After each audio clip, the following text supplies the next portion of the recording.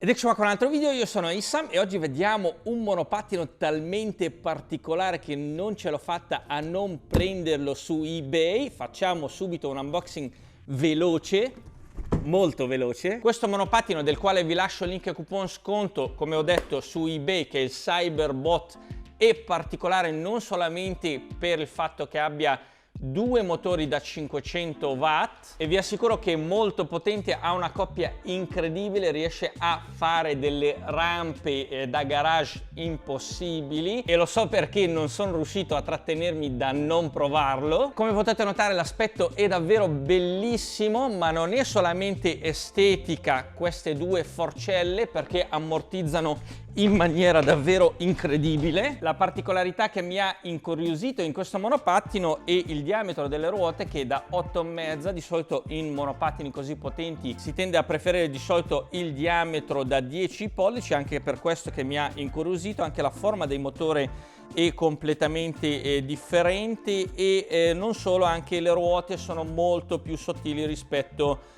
alle ruote da 10 solite di monopattini di questa categoria e di questa potenza. E devo dire che la forcella mi ha sorpreso tantissimo e non voglio anticiparvi la recensione, perché questo dovrebbe essere solamente un unboxing e specifiche tecniche. Per quanto riguarda la capacità della batteria, è da 19,5 Ah da 48,1 volt, che si ricarica con il caricabatterie in dotazione da 1,5 A, 54,6 volt in circa 13 ore. Per quanto riguarda il connettore, è un DC 5.5 2.1 con spina europea, e con il monopattino arriva questo adattatore, senza la quale è davvero molto difficile gonfiare le gomme, quindi state attenti a non perderlo. E il monopattino arriva con un manuale di istruzioni completo, che mi è piaciuto tantissimo, perché oltre a tutte le istruzioni ci sono tutti i significati dei vari P, ma non solo, ci sono anche i valori predefiniti. Questa è una cosa molto importante, perché so che in tanti, presi dall'entusiasmo, iniziano a cambiare e provare senza andare a fotografare i valori predefiniti e magari